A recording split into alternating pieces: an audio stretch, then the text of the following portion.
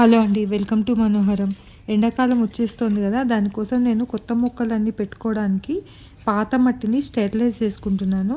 అంటే ఖాళీ అయిపోయిన కుండీలు ఉంటాయి కదా! రకరకాల మొక్కలు, కొన్ని కూరగాయ మొక్కలు అవి అయిపోయిన మట్టి ఉంటుంది కదా! పాత కుండీలు ఖాళీ అయిపోయినవి. అవన్నీ కూడా ఇప్పుడు ఆ మట్టిని అంతటిని స్టెరిలైజ్ చేసుకుంటున్నాను. ఇలా చేసుకోవడం వల్ల దానిలో ఉండేటువంటి ఆహ్ హానికరమైన సూక్ష్మజీవులు, పురుగులు, వాటి గుడ్లు, రకరకాల తెగుళ్ళు ఇవన్నీ పోతాయి. మరి ఇలా స్టెరిలైజ్ చేసుకోవడానికి చాలా ఈజీ అయిన పద్ధతి ఎండకి ఎండబెట్టుకోవడం అండి. గార్డెన్‌లో ఏదన్నా ప్లేస్‌లో బాగా ఎండపడే ప్లేస్ మనం సెలెక్ట్ చేసుకొని, ఆ ఫ్లోర్ మీద అయినా సరే ఆరబెట్టుకోవచ్చు. లేదా ఏదన్నా ప్లాస్టిక్ షీట్ ఏసేసి దాని మీదన్నా సరే ఆరబెట్టుకోవచ్చు. ఇలా ఎండబెట్టుకునేటప్పుడు మట్టిని ఇట్లా గడ్డలు గడ్డల్లా లేకుండా చూసుకొని మెత్తగా ఒక పల్చటి పొరలాగా, ఒక పల్చటి లేయర్ లాగా ఎండబెట్టుకోవాలి. అలా ఎండబెట్టుకోవడం వల్ల అందులో ఉండేటువంటి కలుపు మొక్కలు అలాంటివన్నీ కూడా పోతాయి. వాటి తాలూకు విత్తనాలు అవి ఎండిపోతాయి. హానికరమైన సూక్ష్మజీవులు ఏమన్నా ఉంటే అవి చనిపోతాయి. వాటి తాలూకు గుడ్లు అన్నీ కూడా పోతాయి. ఇలా ఎండబెట్టుకోవడము కనీసం ఒక వారం రోజులైనా ఎండబెట్టుకోవాలి. అలా ఎండబెట్టుకున్నప్పుడే దాని లోపల ఉన్నటువంటి హానికరమైనవన్నీ పోతాయి. అలాగే మనము మట్టిని అటు ఇటు కదుపుకుంటూ ఉండాలి. కింద నుంచి పైకి ఒకసారి తీసి మళ్ళీ పలచగా పరుచుకున్నట్టయితే కిందున్న మట్టి కూడా మళ్ళీ ఎండకి ఎండుతుంది. అందుకని ఒకసారి అంతా అటు ఇటు అంటూ ఉండాలి మట్టిని వారం రోజులు కూడా.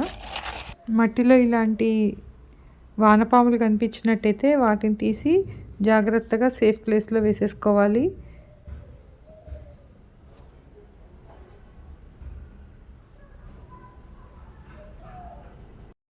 మట్టిలో మనకు ఎక్కువగా కనిపించేది నిమటోడ్స్ ప్రాబ్లం ఉంటుందండి. అది మొక్క వేర్లలో ప్రవేశించి మొక్కకి పోషకాలు అందకుండా చేస్తుంది.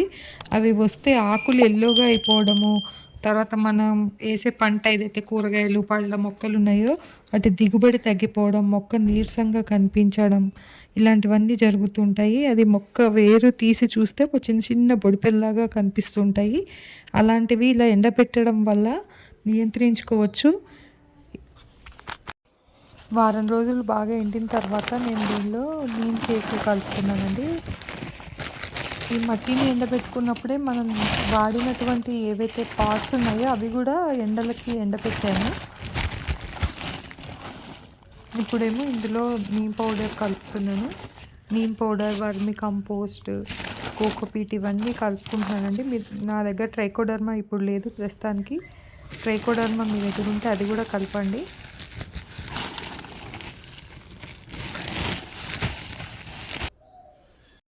ఇంకా మీ దగ్గర కిచెన్ కంపోస్ట్ కానీ, ఆవు పేడ కానీ, బాగా మాగిన ఆవు పేడ ఇవి ఉంటే ఇవి కూడా కలుపుకోవచ్చు. నా దగ్గర కాస్త మేక ఎరువు ఉంటే అది కూడా కలుపుతున్నాను. ఇవన్నీ కూడా బాగా కలిసేటట్టు కలిపేసుకోవాలి. మనం వేసినవన్నీ కూడా మంచిగా కలిసేటట్టు కలుపుకోవాలి. ఇందులో నేను కొద్దిగా బోన్ మీల్ కూడా కలుపుకుంటున్నాను.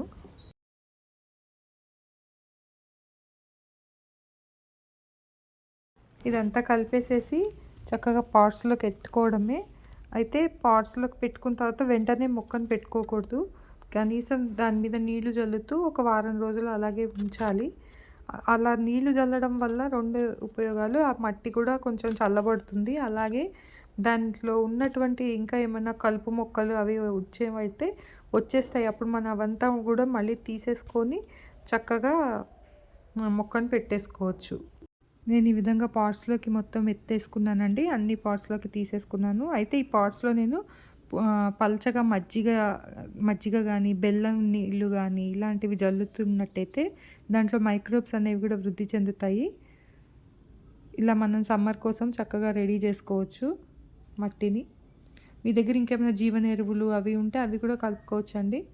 నేను ఈ విధంగా నారు ఉంటే నా దగ్గర క్యాప్సికమ్ నారండి, అది క్యాప్సికమ్ పెట్టేసుకుంటున్నాను. ఇంకా వంగనారు ఉంది, ఆ వంగనారు కూడా వస్తుంది. ఇవన్నీ కూడా ట్రాన్స్ప్లాంట్ చేసుకుంటాను. ఇంకా కొన్ని బీర విత్తనాలు అవి కూడా వేసుకుంటాను. ఆనప విత్తనాలు, బీర విత్తనాలు, బెండ విత్తనాలు ఇవన్నీ వేసుకుంటాను. వాటి కోసమే తయారు చేసుకున్నాను ఇదంతా. వీడియో నచ్చినట్టయితే వీడియోకి ఒక లైక్ చేయండి. అలాగే ఇలాంటి మరిన్ని మంచి వీడియోలు చూడడానికి ఛానల్ని సబ్స్క్రైబ్ చేసుకోండి. Thank you for watching.